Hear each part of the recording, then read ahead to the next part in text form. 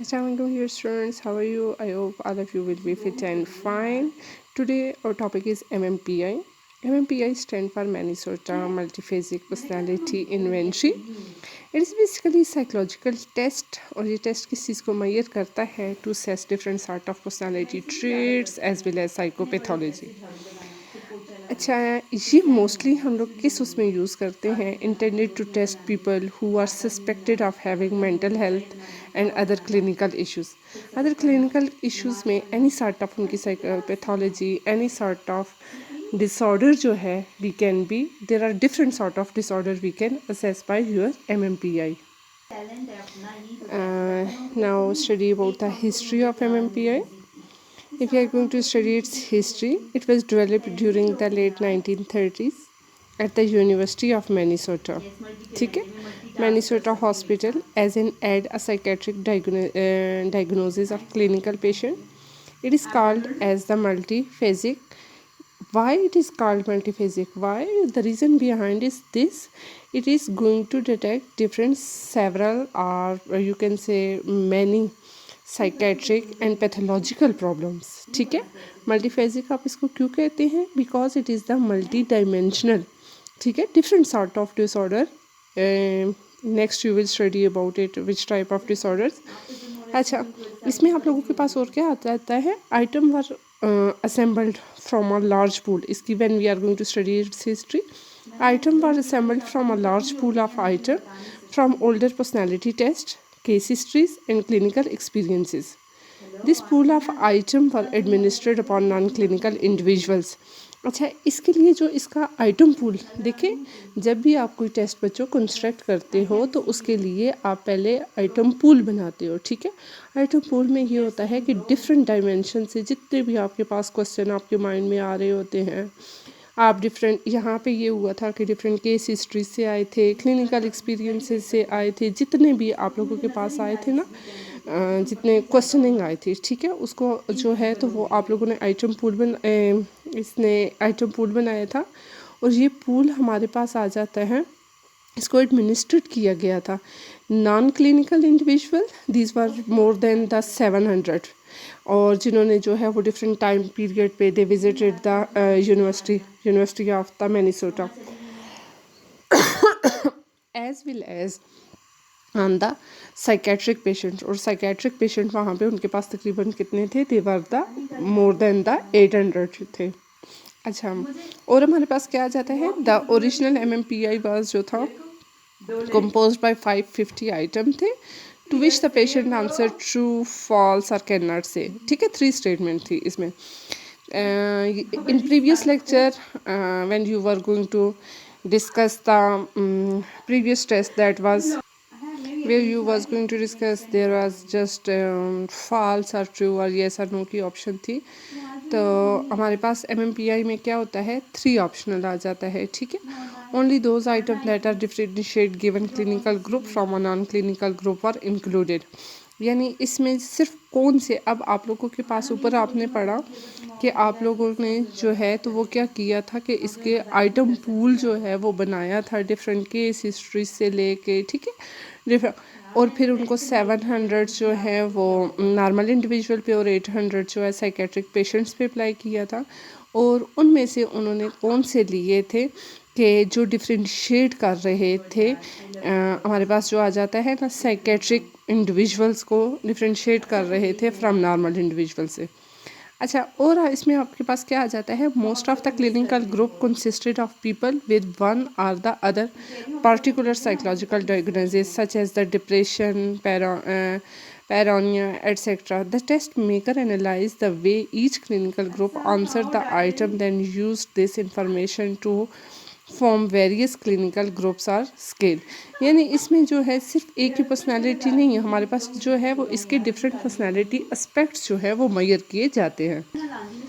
अगर हिस्ट्री में हम इसकी वर्जन की बात करते हैं तो सबसे पहले आप लोगों के पास आया था that was the MMPI 1, MMPI 2, MMPI 2RF as that was in the 2008. ठीक है, अच्छा, इसमें हमारे पास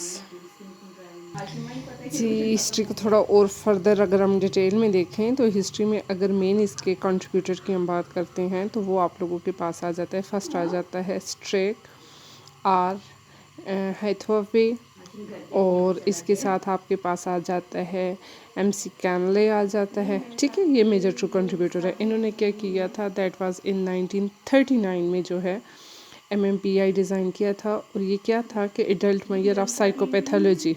ठीक है, adult measure of psychopathology and personality structure को असेस करने के लिए। ठीक है, इसके बाद बस आपने सिर्फ इतनी सी चीज़ याद रखनी है कि 1939 में इसका पहला वर्जन जो आया था वो किस चीज़ को मेजर करता था, that was the psychopathology and personality structure को। इसके बाद इसका सेकंड वर्जन आप लोगों के पास आ जाता है 1989 में। आप लोगों के पास MMPI-2 आ गया। As a result of re-standardization project to develop a new set of normative data representing current population characteristics, the re-standardize increased the size of normative and database to include a wide range of clinical and non-clinical samples. Psychometric characteristics of clinical skills were not। बस यहाँ पे आप लोगों ने सिर्फ इतना सा याद रखना है। फर्स्ट वर्जन 1939 में डेवलप हुआ, सेकंड वर्जन जो है 1989 में डेवलप हुआ, और थर्ड आप लोगों के पास आ जाता है दैट इज़ इन 2003 में हमारे पास थर्ड वर्जन जो है वो इसका डेवलप हुआ। अब हम इनकी डिटेल देखते हैं कि इनमें with the passage of time जो है वो क्या अमेंडमेंट हुई और क्या चेंजेस आए। जी, इसमें MMPI-1 की जब हम बात करते हैं तो ये आपके पास आ जाता है कब डेवलप हुआ था। बेसिकली 1939 में हुआ था, और इसमें आपके पास क्या आ जाता है, using an empirical keying approach है, which means that the clinical scale were derived by selecting item that were endorsed by the patient known to have the diagnosed with the certain pathologies। जैसे अभी हमने कहा कि इन्होंने जब जो है वो आइटम पूल्स इसके बनाए थे तो उसमें हमारे पास क्या हुआ था कि इन्होंने उनको एडमिनिस्ट्रेट किया था। ठीक है, clinical as well as non clinical patients पे। फिर उनमें से जो मेन थी, जो डिफ्रेंशिएट कर रहे थे क्लिनिकल को नॉन क्लिनिकल्स को, उसमें रखा गया था। तो उसमें have been diagnosed with certain pathologies के, उनमें सर्टन मेन पैथोलॉजीज़ कौन कौन सी थी। It was atheoretical, not based on any particular theory, that this the initial test was not aligned with the prevailing psychometric theories of the time. However, because the MMPI scale were created based on the group with known as psychopathologies, the scale themselves are not theoretical by way of using the participant clinical diagnosis to determine the scale content। बस इसमें main चीज़ अभी आप लोगों ने ये देखी कि 1939 में इसने जो है वो डेवलप किया था, और इसमें जो है वो इसका सैम्पल क्या था। ठीक है, इसके साथ MMPI-2 की आपके पास हिस्ट्री क्या आ जाती है।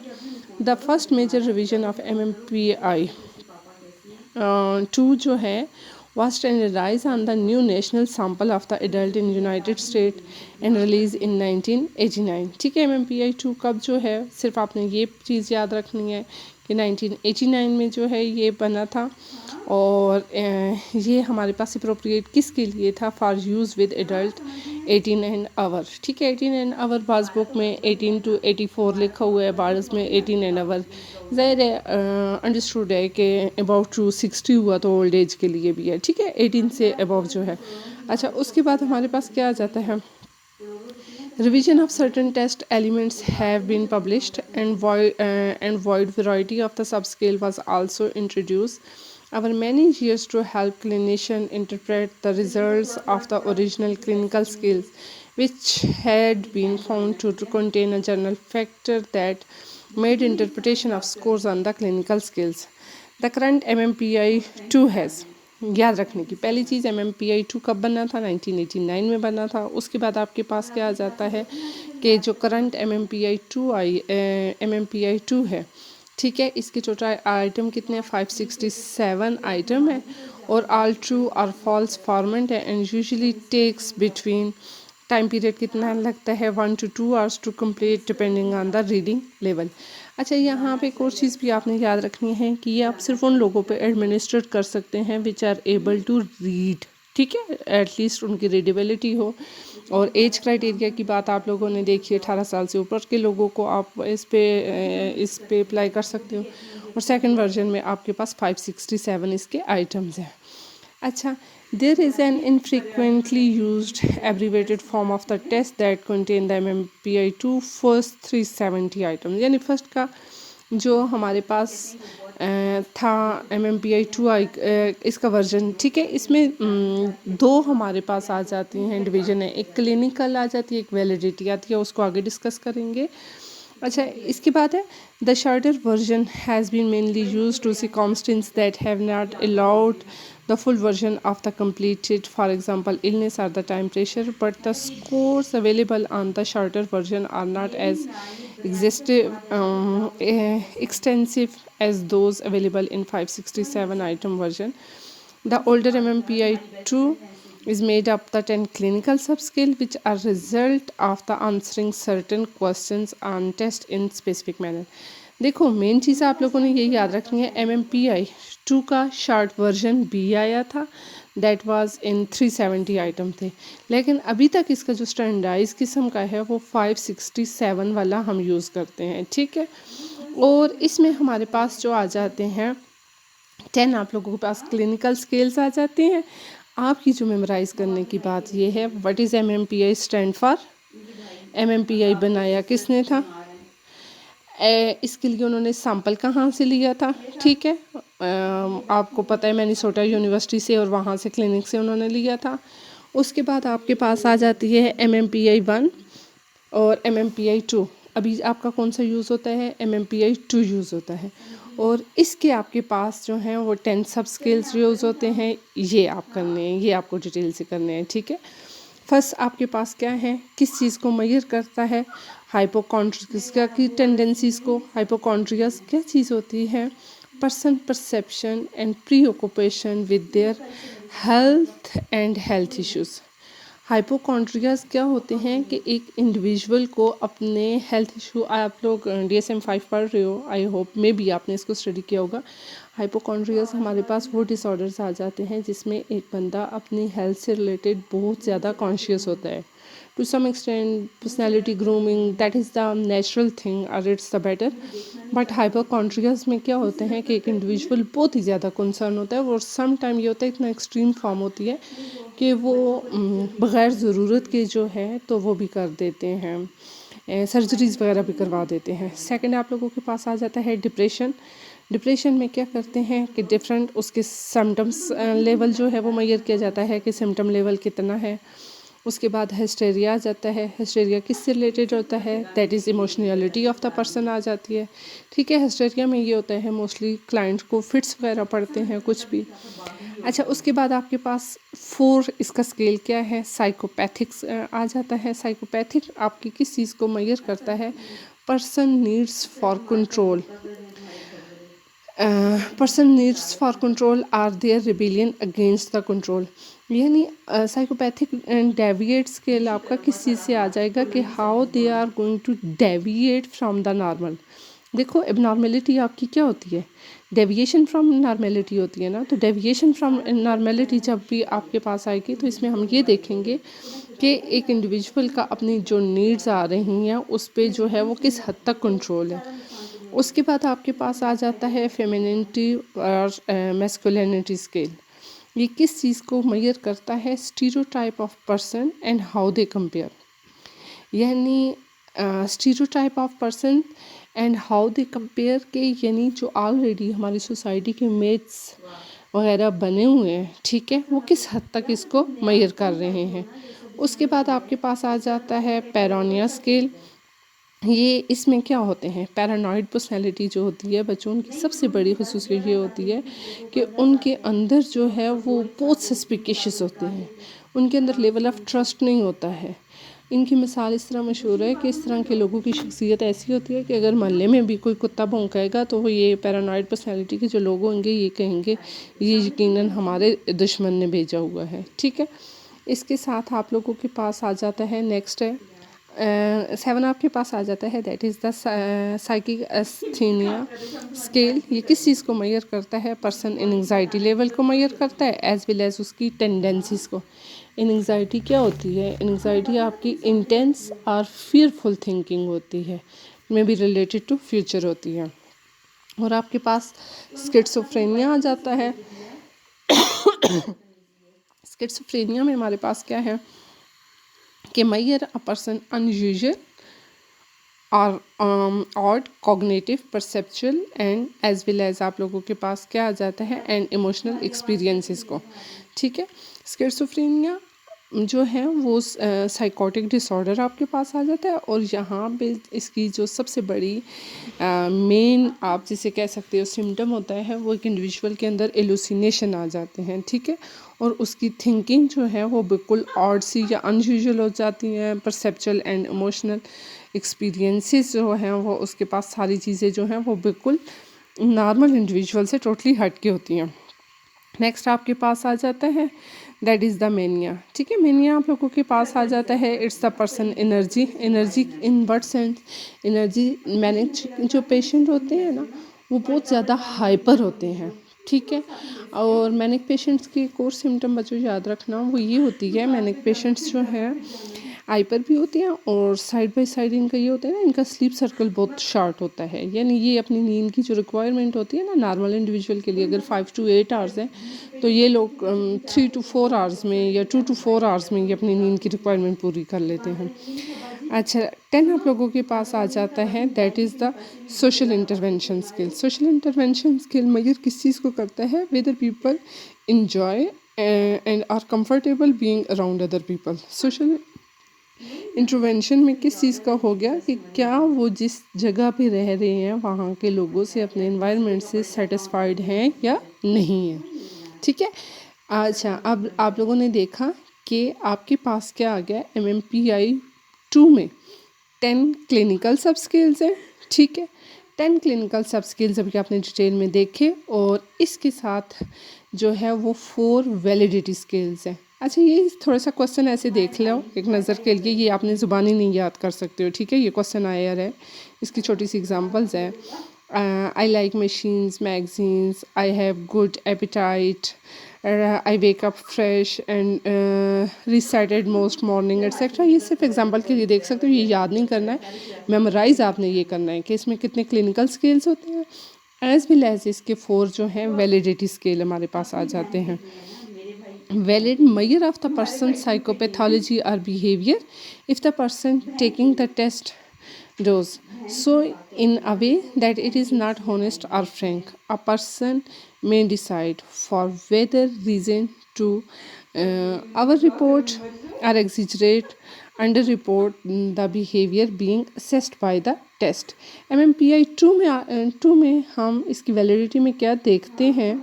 देखिए हमारे पास ये आ जाता है कि MMPI 2 जो है इसकी वैलिडिटी हम उस वक्त तक असेस नहीं कर सकते जब तक हमें जो हमारे पार्टिसिपेंट्स हैं वो ट्रू रिस्पॉन्सेज नहीं देते, ठीक है। यानी ज़ाहिर वैलिडिटी आपने पढ़ी है क्या चीज़ है? Test should be measure for which it has been design to measure. तो उस वक्त तक ज़ाहिर है जिसके लिए हमने डिज़ाइन किया लेकिन हमें लोग प्रॉपर रिस्पॉन्स ही नहीं दे रहे हैं, तो how it's possible we can assess its validity. तो इसमें हमारे पास जो है वैलिडिटी के 4 आपके पास स्केल्स आ जाते हैं। वो किस चीज़ को मेजर करते हैं? 4 validity scale design to measure person test taking attitude and approach to test, जिसमें हम देखते हैं कि जो आपके पार्टिसिपेंट्स हैं उन्होंने टेस्ट को जो है टेस्ट से रिलेटेड जो है उनका एटीट्यूड क्या था और अप्रोच टू टेस्ट उन्होंने कैसे की। इसमें आपके पास जो है वो 4 हैं। सबसे पहले आपका वैलिडिटी का फर्स्ट स्केल कौन सा है? लाई, LIE लाई। लाई स्केल क्या करता है, किस लिए ये आइडेंटिफाई करता है individual who are deliberately trying to avoid answering MMPI honestly and in frank manner. यानी देखें जब आप लोगों किसी से भी क्वेश्चन फिल करवाते हो तो उसमें कुछ क्वेश्चन ऐसे होते हैं कि जो आपका पार्टिसिपेंट डेलिबरेटली उनको छोड़ देता है, ठीक है। और स्केल मेजर आपके पास क्या करता है? Attitude and practice that are the culturally laudable, but rarely found in the most people. In the other words, people who make these items are often trying to make themselves look like a better person than they really are. That anybody is. The scale contain 15 items. यानी इसमें sometime हमारे पास ये आ जाता है कि इसमें हमारे पास क्या आ जाता है कि जब एक इंडिविजुअल ना अवर हो जाता है, अवर एग्जिजरेशन करता है, जिसमें वो अपने आप को ये साबित करना चाहता है कि बाकी सोसाइटी जो है वो गलत है और वही इंडिविजुअल जो है वो ठीक है।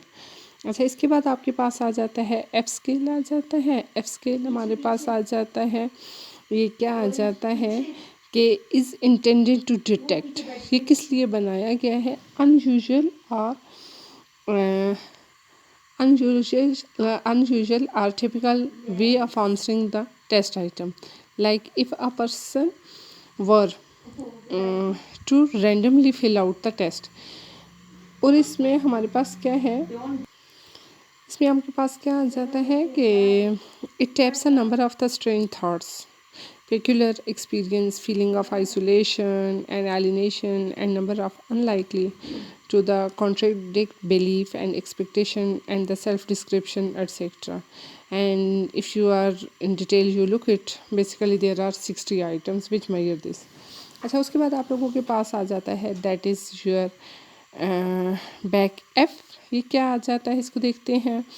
Same issue as the F scale, expect only during the last half of the test, the scale has 40 item. बस इनमें जस्ट आप ये याद कर लो कि आप लोगों के पास कितने थे। लाई स्कोर्स जो है वो उसमें टोटल 15 आइटम्स हैं। एफ़ में आप लोगों के पास 60 आइटम्स हैं। बैक एफ़ में आप लोगों के पास 40 आइटम्स हैं। और के क्या चीज़ है, design to identify psychopathology in people who otherwise would have profile within the normal range, in measure self-control and family interpersonal relationship, and the people who score highly on these scales are often seen to be being defensive.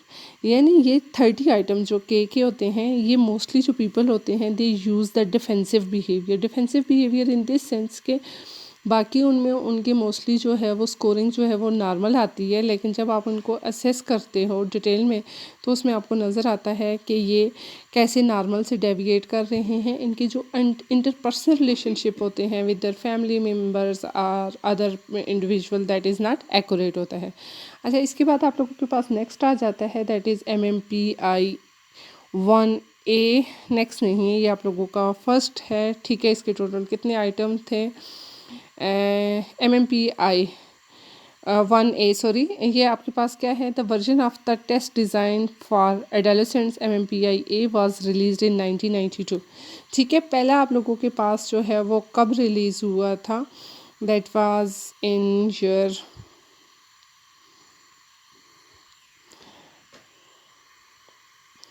Ji first use हुआ था 1939 में हुआ था। उसके बाद MMPI 2 कब हुआ था, 1989 में हुआ था।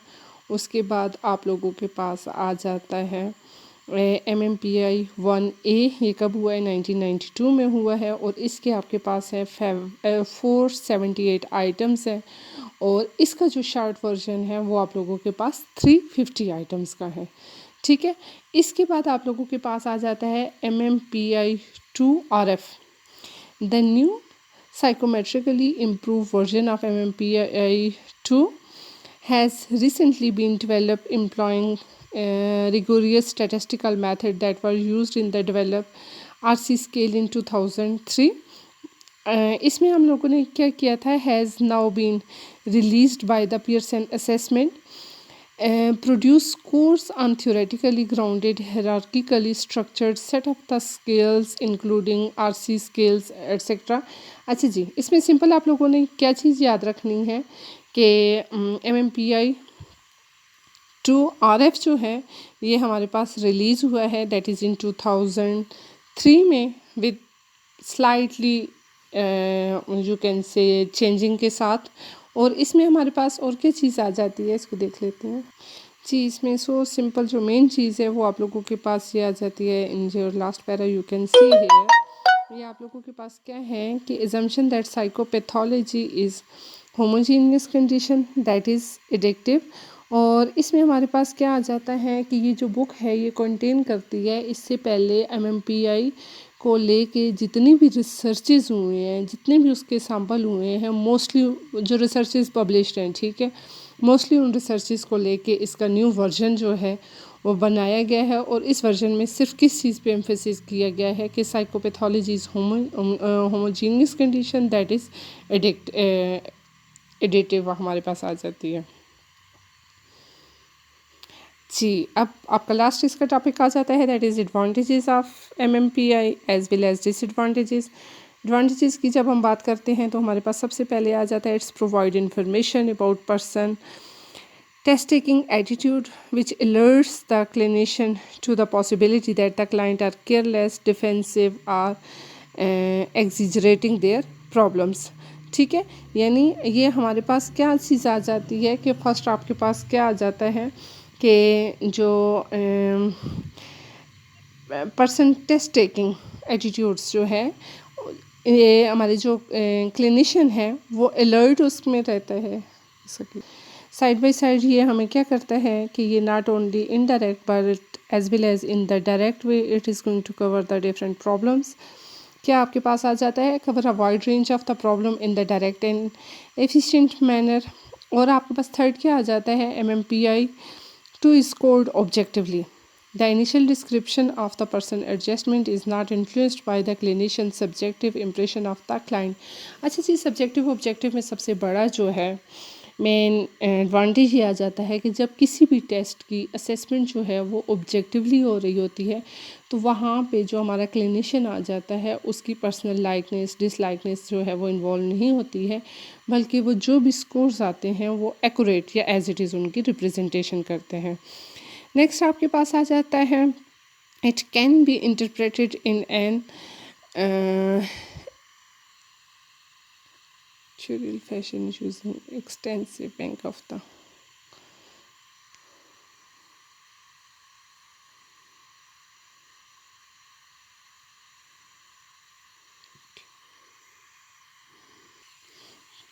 और आपके पास क्या आ जाता है कि it can be interpreted in an actuarial fashion using extensive bank of the information recording people who respond to item in a particular way. Side by side हमारे पास इसके अगर लिमिटेशन या डिसएडवांटेजेस हम देखते हैं तो ये टेस्ट हमारे पास आ जाता है sensitive to certain form of the psychopathology specially those that have added in the publication of DSM-3 and DSM-4 etcetera. अच्छा देखिए इसकी लिमिटेशन में nowadays if you are going to look here nowadays you are going to use the DSM-5 but it is basically based on your DSM-3 as well as DSM-4। ठीक है, DSM-3 और 4 की base पे ये test बनाया गया है, जबकि आज के दौर में हम DSM-5 को यूज़ करते हैं। इसलिए इसकी मेन लिमिटेशन ये है कि ये करंट उसके मुताबिक नहीं है। और अभी जो है DSM-5 हमारा जो पब्लिकेशन हुआ है वो 2013 में हुआ है और 2013 के बाद इस पे जो है वो ऐसा इतना काम नहीं किया गया है। ठीक है, आपने देखा था इसका लास्ट जो वर्जन था 2002 और 8 तक काम हुआ है, उसके बाद इस पर नहीं हुआ है। और लास्ट आपके पास इसकी लिमिटेशन आ जाती है that test depend on the person ability to read and respond to written statement. यानी यहाँ पे इसका जो सबसे बड़ा ड्रॉबैक ये आ जाता है कि ये डिपेंड करता है कि how individual is going to perceive the thing. जैसा वो प्रिसीव करेगा उसी चीज़ की बेस पे वो रिस्पॉन्स देता है। तो that is their main disadvantage of this. Now that is the end of the lecture. Your MMPI is clear, I hope clear to you. In spite of this, if you have any sort of the queries, any sort of problem, you can directly ask me.